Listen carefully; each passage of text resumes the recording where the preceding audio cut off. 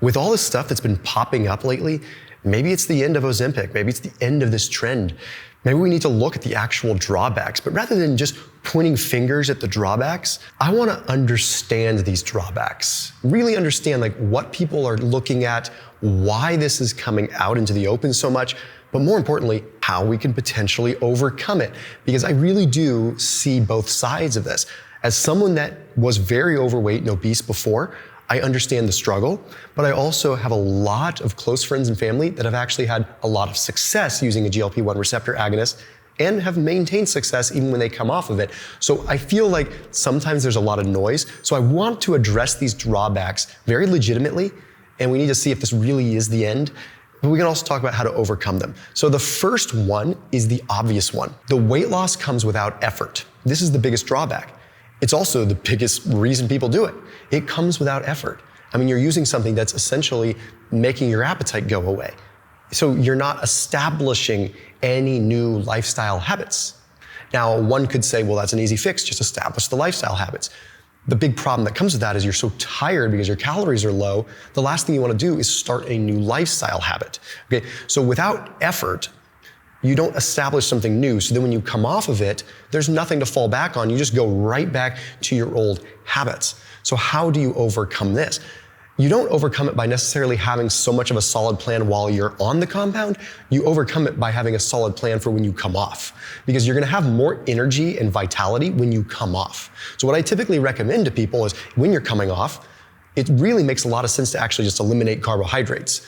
The reason is because you're going to start eating more food because your appetite's coming back. So you might as well eat more protein and maybe some healthy fats. Because if you start overeating the carbohydrates, that's going to be a metabolic problem, right? So at this, we're looking at, okay, this could be hugely beneficial to just have our appetite come back, but start ramping up protein. So that's a quick kind of fix to that, to be able to establish a new lifestyle as you come off of it. Because it's going to be very hard to get a new lifestyle change when you are actually on the compound itself. Now that leads me to the next drawback, and this is the one that isn't really talked about too much. A lot of times when people are on a GLP-1 receptor agonist, they prefer to eat carbs. Why is that? Well, because simply by the very gustatory sort of digestive nature and how GLP-1 works, it's going to make it so you have a stronger aversion to fats. You don't want to eat as much fat. You actually don't want to eat as much protein either. So you're kind of like, oh, I don't really want to eat that burger. I'd rather just eat a small salad with some chicken and maybe some rice. Or worse, you start leaning into processed carbohydrates because that makes even more sense to you, because you're kind of like, I'm hungry, I just need to eat something. Maybe you're a little nauseous and the last thing you want to eat is a juicy burger or some good protein. It's very common. Do we have science to back that up? We have science that talks about how GLP-1 works in response to fat, et cetera. But realistically, what we have is large anecdotal data and survey data saying what people like to eat and what they don't want to eat, right? So this is a huge drawback because carbohydrates are not going to be the pinnacle of healthy metabolism. That is a fuel, sure, but it's not what builds muscle. It is not what preserves metabolic rate. It's not what we're after here. So sort of the workaround here is, okay, well, maybe you could simply add more protein in, or maybe you could just reduce the carbohydrates. But one of the things that I usually like to do for people that are on a very low calorie diet or are using GLP-1s is I have them either test their ketones and say hey, because you can be in a serious deficit even with carbohydrates and see if you're kind of in that fat burning stage. If you start to produce some ketones, you actually have a muscle sparing effect. But there's a little bit of an easier way to see when you're oxidizing fat. I put a link down below for something called Lumen. This is helpful. This is something that you breathe into and it tells you whether you're oxidizing fats or utilizing carbs at that point in time. And it's based off of a couple of measurements in the alveolar air. And it was built by a couple of really interesting physiologists, PhDs, that were really into this whole thing. And I found it extremely useful for myself, just in all kinds of things. I breathe into it to know, hey, I'm in a more carb burning state. This makes sense for me to do more anaerobic or more lifting right now. Or I breathe into it, hey, I'm oxidizing more fat right now. This makes more sense for me to go do some cardio, low intensity cardio, and capitalize on the fat burning. This could be very helpful for people when they're utilizing something like Ozempic or not, because then they can breathe into it and be like, oh, right now is a time for me to lift. oh, right now is maybe not the best time for me to lift. It tells you a lot more, and it comes with a whole coach that helps you through these things too, so you can capitalize on the right timing with where you're at in terms of fuel substrate oxidation and utilization. Hugely helpful so that you're not going down the path of maybe burning up muscle and you're in better likelihood to burn fat and preserve your metabolic rate. Of course, diet's gonna influence this, right? You're gonna also see, oh, I'm having too many carbs, or oh, maybe I'm eating more protein and more fat because I'm in a more fat oxidation mode, which is also gonna typically be more muscle sparing. So anyhow, that link down below, lumen.me/DeLauer for 20% off. Again, lumen.me/DeLauer gets you 20% off. The next drawback is the one that people probably highlight the most, and that is the drop in basal metabolic rate. Just like any caloric restriction, as you reduce calories, your basal metabolic rate is going to come down. Okay, that's fine. That happens. What we need to know is, how do we increase our energy flux? So what we don't want is low energy flux. We don't want to be eating little bits and moving little bits. That's not good. That's people that are sick. That's people that are not doing good. We want to eat more and move more. The problem is Ozempic is encouraging us to eat less. So what we need to do is we need to actually make a concerted effort, this sounds so crazy, to have 1 week at a time where we increase calories. It sounds crazy, but we need to actually write it down. And one of the best ways to do this is just simply increasing fat and protein content. But if you need to plan it, you have to reverse how you would normally diet. On Ozempic, you need to take a week to 2 weeks, and you need to actually log your food so that you eat more and stall your weight loss purposely as much as you can for a week or two, so you're not crashing your metabolism. It's always about this, okay? We want to keep fluxing at a high capacity. And then when you come off of it, you want to increase your calories via fat and protein, but also increase your activity via intentional and intense work. So high intensity interval training for short periods of time along with more calories, not just low, slow cardio and trying to keep your calories as low as you can. And you do low, slow cardio and just increases your appetite. Be deliberate with intensity and resistance training and increase those calories. The next one is another obvious one. That's muscle and bone loss. So we don't need to go into a whole lot of detail here, because one of the best ways that you can combat this is simply by resistance training. Okay, don't need to spend a lot of time on this, but just remember Dr. Don Lehman's research, one of the pioneers, if not the pioneer, of leucine and protein and muscle protein synthesis research. The number one stimulus for building and maintaining muscle is the stimulus itself. It's the resistance training. Protein is second to that. So even if you have to go do isometrics because you don't have the energy to, if you have to go do a wall sit, if you have to hold your arms like this and flex and do an isometric, there is evidence that suggests that even isometrics are key for just preserving muscle. When you compare bed rest to isometrics, isometrics preserve almost all their muscle. Bed rest wastes away. So even if you have to do that, just make it a point. The fifth one is one that isn't talked about, but I've been seeing it come up a little bit more recently, and that's straight up micronutrition. This is a huge drawback, because if you are reducing your calories, there's a good chance you're not getting omega-3s in, you're not getting the micronutrients that matter. You're just getting food however you can get food, whenever you feel kind of hungry. Okay, I've known people that are on this stuff, they have a little bit of an appetite around lunch, they have no appetite at dinner. You're not getting the micronutrients in. Simply put, invest in a good multivitamin.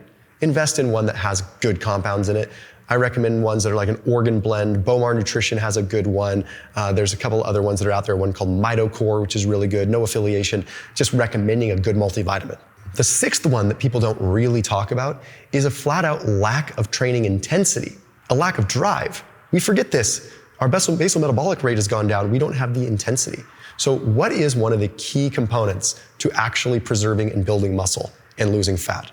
It's progressive overload, but it's also proximity to failure. Now, proximity to failure could be high reps. Maybe you're doing 20 repetitions and you only get to 15, or you get to 19, right? Maybe you're doing 8 reps and you get to 7. It's all about proximity to failure on a relative scale. But in order to endure and put up with pain and things that are suffering, you need to have a certain element of willpower, and to have that willpower and drive, you need to be fueled, period. Like, you can go off sheer neurological willpower for a little while, maybe a week, but then it's gonna fall away. It's gonna work for a while, but then what are you relying on? You have no actual energy dynamics to help you there. So you either need to get the calories up, or you need to really think with intent. How can you get to that closer proximity to failure? Not because you wanna hurt yourself or actually fail, you wanna get yourself to a point where you actually have the benefit. It's just hard to do in a low calorie state. This next one I have to address a study that was published in the journal Endocrine Society. That was a 68-week study on using Ozempic. It was kind of wild because they actually extended the study beyond that. They found that when people came off Ozempic, by 120 weeks, so they went on Ozempic for 68 weeks. When they came off, by week 120 total, so basically another 50 weeks or so, they found that all, not the weight, but the cardiometabolic benefits, the blood sugar, the cardiovascular risk, all those things returned to baseline. This is a huge problem because you are basically getting a temporary metabolic benefit from the drug, but you're not actually like retaining that benefit. But why is that? It's because you probably just went back to lifestyle. It's straight up. Now, I hate to sound like a broken record here, but there's some solid research on this particular piece. There was a study published in Exercise and Sports Science Reviews that found that when subjects reduced carbohydrate intake and increased protein and fat, it actually triggered a metabolic change where something called PPAR alpha, which is a nuclear receptor protein, a transcription factor, travels to the inside of the cell, to the nucleus, and reprograms the cell to be better at oxidizing fat. This is called metabolic flexibility, where the cell can now use fats and carbs more efficiently, so it can switch back and forth. This is going to give you lasting metabolic impact. And when you look at the studies here, you can see it. Ozempic gives you metabolic benefit because you lose weight, but if you gain the weight back, you lose that metabolic benefit. Now, even on a lower carb diet, when people don't lose that much weight, there is a metabolic shift that allows the mitochondria to sort of restore or rescue its deprived function. This is huge. So once again, maybe doing a little bit of low carb or keto while you're doing Ozempic or when you come off, that's gonna solve this problem a lot. Now, the last piece we have to talk about is the gastric piece. This is the dire problem. Like when I say dire, this is the one that could be catastrophic. People can have gastroparesis. They can actually paralyze their gut because they're stopping it so much. And there are some cases where people have a hard time getting it back. Okay? So you need to do things that increase motility. Okay? So what does this mean? Hydration is key for motility. Okay? Soluble fiber is key for motility. A good healthy biome is key for motility. If you have full gastroparesis, it's very hard to get that back. Okay? But some of the things that people don't realize is that simply fasting actually increases motility. So maybe when you're doing Ozempic, it's better to have periods of time where you just go without food altogether. Make it a clear fast and then eat, rather than just grazing throughout the day where you're just slowing digestion. You actually can have the chance of increasing motility a little bit by just fasting and then eating enough. The hard part is like when you eat a lot, when you're on a GLP-1, you feel kind of sick because it slows digestion down. So this is a legit drawback that we have to kind of address without a lot to solve. And I hate to kind of end on that note, but the reality is this is the one thing where you need to pay close attention to your dose. If you find that you are getting nauseous all the time, you need to talk to your doctor about decreasing your dose. But when you come off, you might need to increase protein and sort of keep the fats a little bit lower until it comes back. You can also do things that increase your bile production. Okay, so some of the ways that you can do this are bitter greens. So things like arugula, things like turnip greens, things like beet greens, these dandelion, bitter greens trigger the gallbladder. The gallbladder to squeeze and release and contract more bile, which is gonna help you emulsify and break down those fats better, which is gonna make it move through your system a little bit faster. So that's a really important piece, like the bitter greens and also beets themselves. Betaine can also help this whole process. That's a very important thing, so give that a shot. So as always, keep it locked in here and I'll see you tomorrow.